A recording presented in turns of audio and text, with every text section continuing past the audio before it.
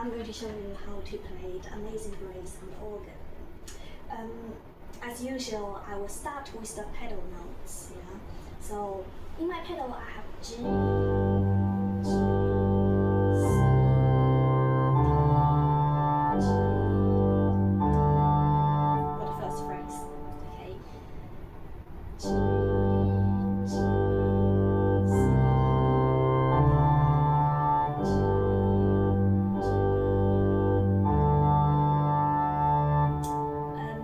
to put it into a context, I'm going to add the melody.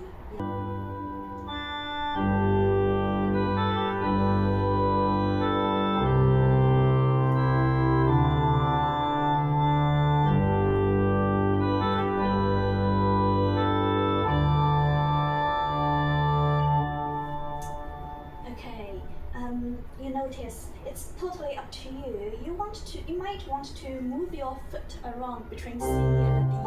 It's not very difficult because they're just next to each other. Yeah. Another thing you might notice is you can use this black key as a reference point. The one next to the black note is C. Yeah, so it's really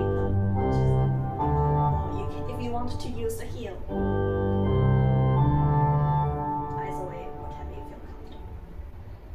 Now I'm going to add the left hand. The left hand goes like.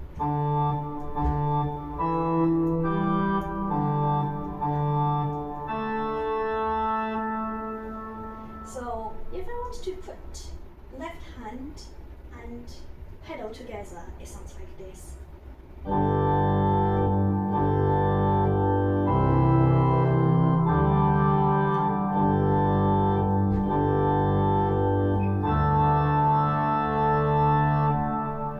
If you are not familiar with reading the three staves, you might want to practice the hands together first.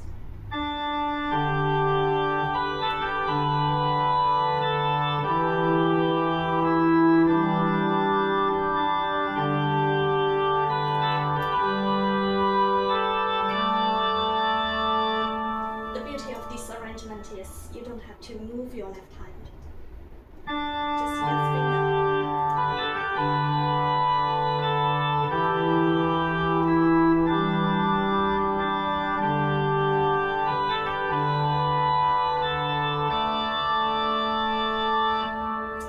And now we can put everything together. But I would recommend the first time we put everything together, I will slow down the speed slightly.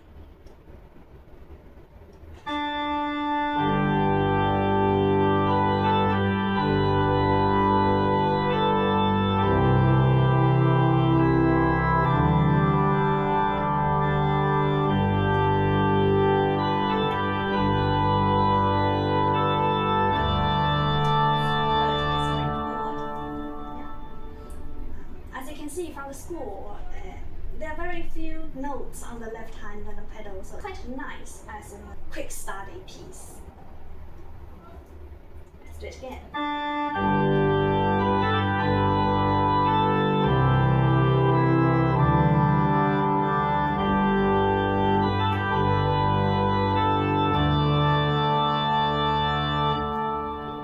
So now we can move to the next one.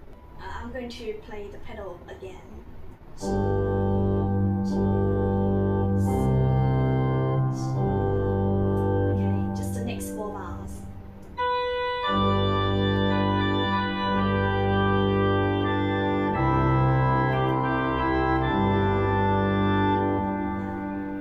So that's the context. And now we're going to play the left hand, which is D, G, and B. Okay, you need to stretch your left hand slightly, but only slightly. It might be a good idea to put your left hand on the G chord. So you just move notes up.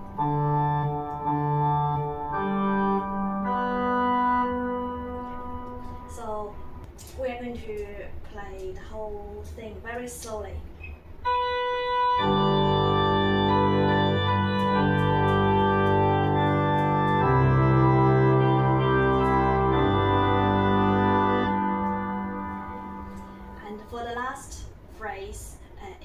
repeat of the first phrase.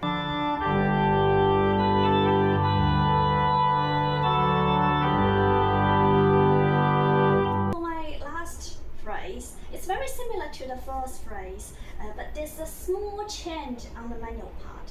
The pedal will be G, and G. Okay.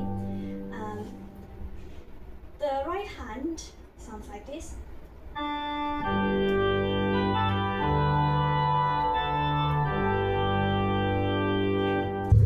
The left hand have D, F sharp, and then we have the last note as D, and so that we can have a chord to cover every note on the G major scale to end it. So we're going to do it very slowly.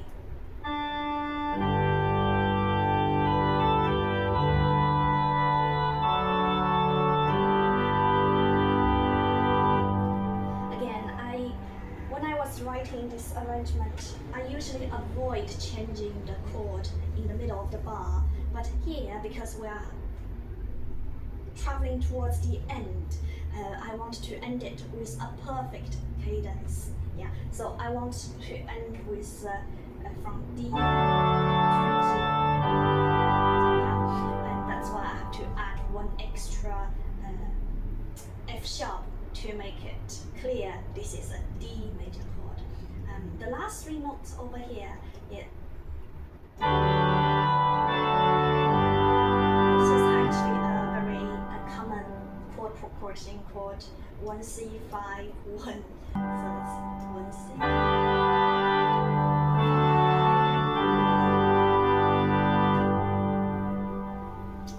So now we can put the whole thing together, and we're going to play it.